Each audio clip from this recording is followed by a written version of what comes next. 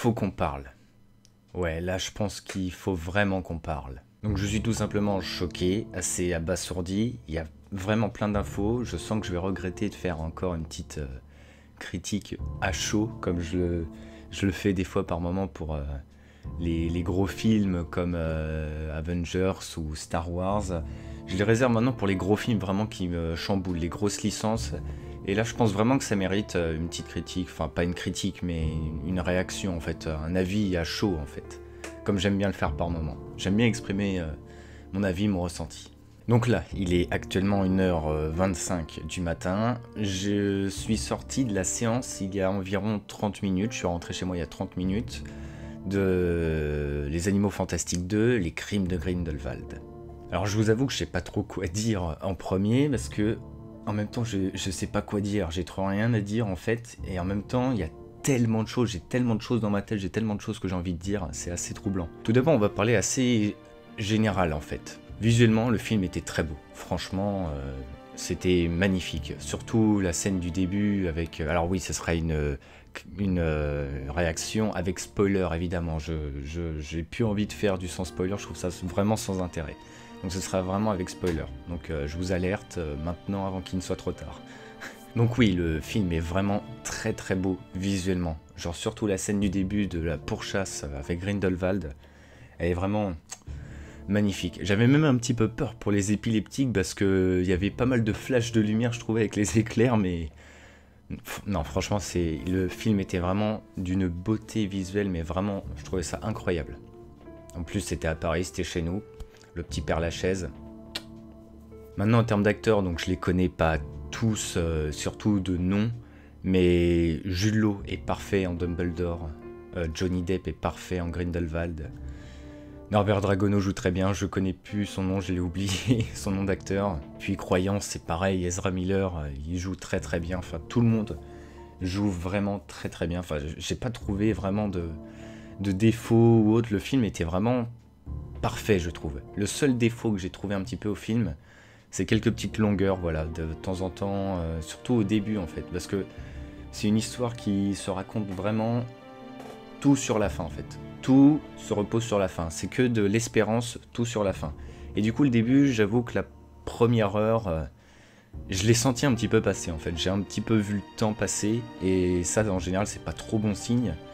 Mais c'est vraiment un tout petit défaut parce que j'ai vraiment trouvé le film vraiment très très bien et vraiment excellent. Je suis content parce que c'est à peu près vraiment ce que j'imaginais, c'est que là on rentre vraiment dans le vif du sujet. Beaucoup critiquaient un peu les animaux fantastiques, ouais, c'est un peu à l'eau de rose, c'est cool, etc. C'est tranquille, c'est des nouveaux animaux, etc. Les animaux fantastiques, les créatures magiques et tout.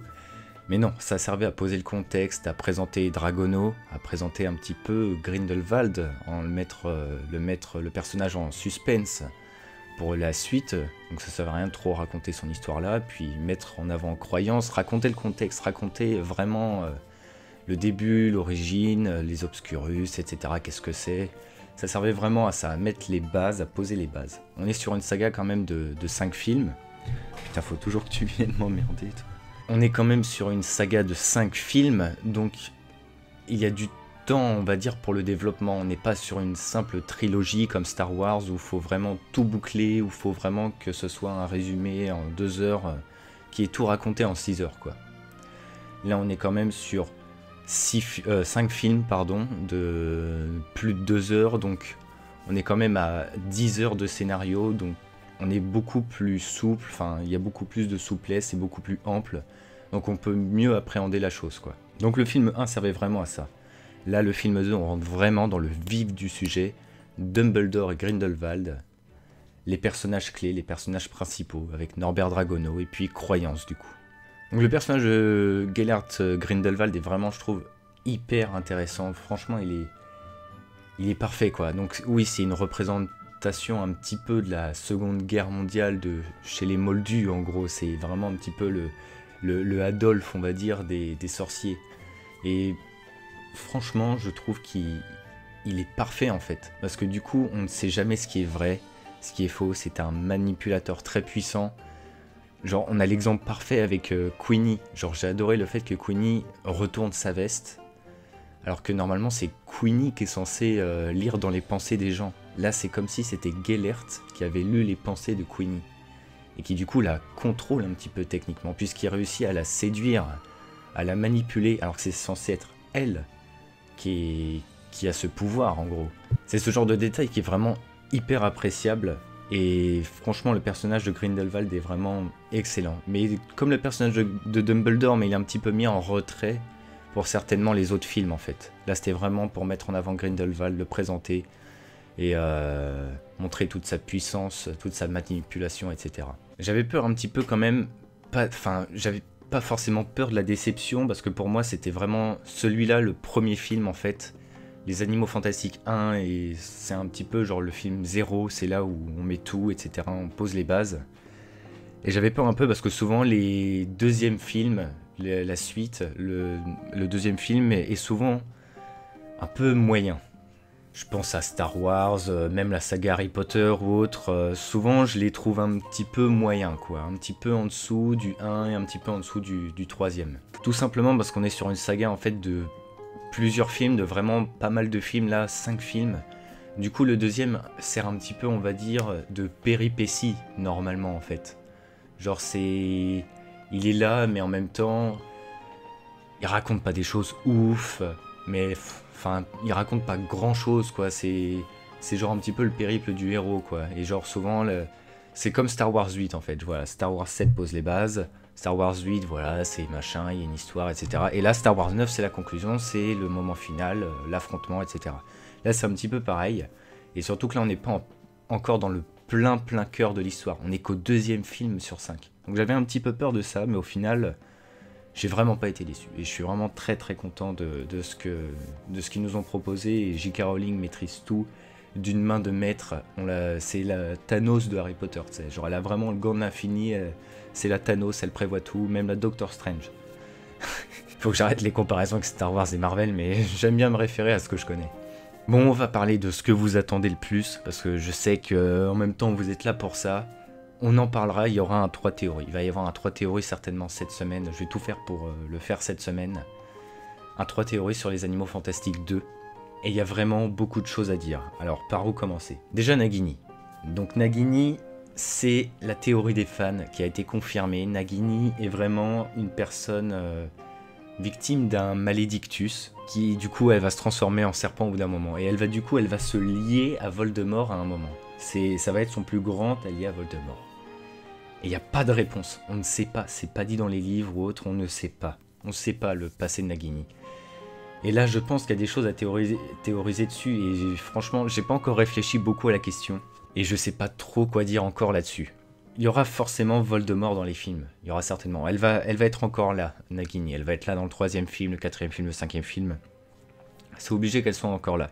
On va être sur une saga de 5 films, qui se passe de 1926 à 1945. Pourquoi 1945? Parce que c'est l'année où Dumbledore et Grindelwald se sont affrontés, où Dumbledore a gagné, etc.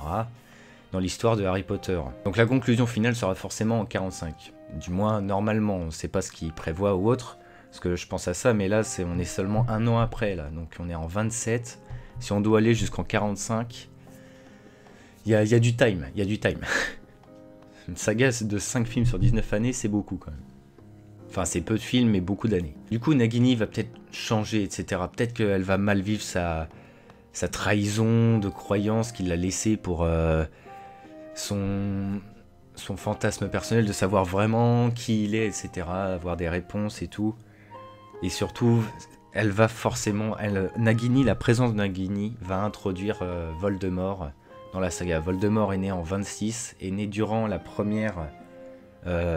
premier film des Animaux Fantastiques. Alors non, du coup, Nagini ne peut pas être la mère de Voldemort, à part si je me gourre dans les dates, hein, mais vu qu'on est en 27 ou 28, et que Voldemort est né en 26, c'est tout bonnement impossible. Mais à partir du 4e, 5e film, normalement, on serait dans les fins années 30, années 40, du coup, 45. Donc Voldemort sera déjà un bon adolescent, quasiment un adulte. Du coup, va y avoir, on verra le développement du coup de Nagini. On va forcément le voir dans la saga. Alors oui, il y a un petit truc que j'ai oublié de dire au début, c'est que je suis très content des messages du film. Je trouve que le film a passé vraiment des messages très beaux. Déjà avec Norbert, à lui tout seul, Norbert c'est vraiment un passionné d'animaux, il est vraiment très dans son monde. Je me demande même s'il est pas il a pas un petit peu d'autisme, je dis pas ça méchamment, mais il est vraiment dans son monde, passionné par les animaux, les créatures, etc. Dans son comportement, etc., je me suis même demandé si le personnage, il était pas un petit peu comme ça. Et du coup, oui, les messages, je les trouve vraiment, vraiment beaux, quoi. Genre, Norbert à lui tout seul, voilà, la protection des animaux, il est totalement passionné par ça, les créatures, etc. Tout le monde a sa place dans le monde, etc. Il n'y a pas de personnes, je sais plus comment il dit ça, il n'y a pas de créatures différentes, mais seulement des personnes ignorantes ou autres. Et puis pareil avec les cirques. On voit avec les cirques qui considèrent tout comme des monstres, croyances, malédictus, c'est vraiment des gros fumiers, les mecs, on peut le dire, c'est vraiment des gros fumiers. Et je trouve que ça c'est un beau message parce que c'est quelque chose qui me tient à cœur, ça, les animaux, tout ça, et le cirque. Je n'irai jamais voir un cirque de ma vie, et c'est ça, franchement, c'est une belle dénonciation, je trouve. Et ils ont très bien fait la chose, et je trouve que ça, ils partagent de beaux messages. Maintenant, parlons du cas de Leta Lestrange. Alors, Leta Lestrange, du coup, elle est morte. Voilà, elle est morte. Elle s'est fait tuer par Grindelwald. Sauf que, il est dit que son frère est mort noyé. Et qu'elle a survécu, que c'est la dernière enfant, Lestrange. Je crois, normalement. Sauf que du coup, il y a une descendance, en fait. Genre Bellatrix Lestrange, etc. Alors, faut que je me renseigne plus là-dessus. J'ai pas envie de dire de bêtises, j'ai pas envie que vous me tombiez dessus. Mais pour moi, ça veut dire que le frère de Leta Lestrange est encore en vie, du coup. Il va y avoir certainement un rapport avec les Black, du coup, la famille de Sirius Black. Puisque Sirius Black est le cousin de Bellatrix Lestrange, va forcément y avoir un lien, il va se passer quelque chose, enfin genre ça va être expliqué, je suis un petit peu perdu là-dessus, mais c'est un mystère aussi qui n'est pas encore résolu ça. Enfin pour finir, j'aimerais parler de croyances, évidemment on va parler de croyances. Alors je sais pas si je vais tout vous dire, parce qu'en même temps je vais en garder pour ma vidéo théorie. Je vais en parler vite fait, je vais énoncer les grands points, mais je vais pas plus détailler que ça. Croyance serait Aurelius Dumbledore, le 4e enfant Dumbledore, un enfant qui aurait été presque assassiné, enfin genre par Dumbledore, par Albus Dumbledore. Albus aurait voulu tuer cet enfant, si mes souvenirs sont bons. Et c'est le 4e frère de... Enfin genre c'est le 4e enfant de la famille Dumbledore. D'après ce que nous dit Grindelwald. Alors j'ai pas trop envie de m'étendre sur le sujet parce que comme je vous ai dit, je vais faire ma vidéo théorie. Mais voilà, c'est soit ça bouleverse tout le Harry Potter game, parce que dans l'histoire, il n'y a seulement que 3 enfants de Dumbledore, Aberforth en français, Aberforth en anglais, Albus et Ariana. Et là, du coup, il y aurait Aurelius. Très malin en plus, parce que c'est un nom qui commence par un A aussi, comme tous les enfants de Dumbledore. Est-ce un mensonge? Grindelwald est un très grand manipulateur. Moi, c'est ce que je pense, et je vous expliquerai pourquoi dans ma vidéo théorie, que je vous inviterai à voir, évidemment. Soit il y a un rapport avec Ariana. Ariana, c'est une très grande théorie, j'en avais parlé dans ma première vidéo théorie sur la saga des animaux fantastiques. Ariana serait un obscurial, en fait. Serait un obscurus. Non, elle est un obscurial victime d'un obscurus. Et du coup, il y aurait un rapport peut-être entre les deux, etc. Si c'est vrai. C'est peut-être un mensonge, je ne dirai rien. Le problème étant que, il y a le phénix. Le phénix, voilà. Un phénix est censé se présenter face à un Dumbledore. Chaque Dumbledore a un phénix, enfin d'après ce qu'explique le film. Et peut-être que ce serait le fils d'une tante Dumbledore ou autre, que ce serait plutôt un cousin mais pas forcément un frère. Bref, il y a vraiment grosse matière à théoriser et ça chamboule tout le game parce que Aurelius Dumbledore n'existe pas même dans les livres. Je me suis bien renseigné, je connais vraiment bien l'histoire de Dumbledore. Aurelius n'existe pas. Donc là, s'il rajoute un frère, c'est-à-dire que ce n'est pas dans les livres, il renverse vraiment tout le Harry Potter game là. Je sais vraiment pas quoi dire. Croyance est vraiment un point d'interrogation et je m'attendais pas du tout à ce qu'il devienne aussi important. Je pensais vraiment qu'il était le point vraiment culminant du premier film, mais pas qu'il serait aussi important dans la suite en fait. Et je suis vraiment assez troublé. Je pense vraiment à une manipulation de Grindelwald, un mensonge, mais en même temps il y a le Phénix. J'en parlerai dans ma vidéo théorie, vous en faites pas. Mais il y a vraiment, je sais pas trop quoi dire de plus. Après la relation Tina, Norbert Dragono, bon bah c'est pareil, on sait un peu ce qui va se passer et puis on connaît un petit peu les liaisons entre les deux personnages, on sait etc. Certaines choses. Je vais pas spoiler au cas où, mais voilà, on connaît la suite, on va dire. Cette saga, franchement, elle me plaît beaucoup plus qu'Harry Potter. On est vraiment un petit peu dans une époque où la mode dans le cinéma, c'est de faire des préquels en fait. Genre raconter le début du début, etc. Je pense que c'est Star Wars, comme je disais avec un pote que... Sylvain, si tu passes par là, un petit coucou. Que je pense que c'est Star Wars qui a lancé le truc. J'en parlais aussi avec mon père, qui a lancé la mode un petit peu des préquels avec Star Wars 1, 2, 3. Alors qu'on a commencé par 4, 5, 6, un petit peu à l'envers quoi. Puis après, c'est pareil, il y a eu Le Seigneur des Anneaux avec le Hobbit, les X-Men aussi ont fait ça. Marvel, peut-être qu'ils le feront, je le suppose, un petit peu dans une prochaine vidéo, j'en parle pas plus. Et puis voilà, genre c'est tout le temps comme ça, et puis Zelda c'est un peu pareil. Et là ils font pareil avec Harry Potter. Et je pense que c'est pour ça que la saga me plaît beaucoup plus, parce que voilà, Harry Potter, c'est un univers qu'on commence à bien maîtriser, etc., qu'on commence à bien connaître, même sans forcément lire les livres, hein, c'est mon cas, j'ai pas lu les livres, oui, je sais, honte à moi, oui, m'insultez pas. Et je pense que c'est pour ça que j'apprécie encore plus cette saga des Animaux Fantastiques, parce que je repère vraiment beaucoup de détails, genre Nicolas Flamel, etc., on voyait sa petite pierre philosophale dans son petit coffre et tout, c'était cool de le voir, je pense qu'il aura un rôle aussi assez puissant. Et puis voilà, non, j'ai vraiment kiffé, j'ai rien à dire de plus, je suis très content, très satisfait, je suis vraiment pressé d'être dans 2 ans pour connaître la suite.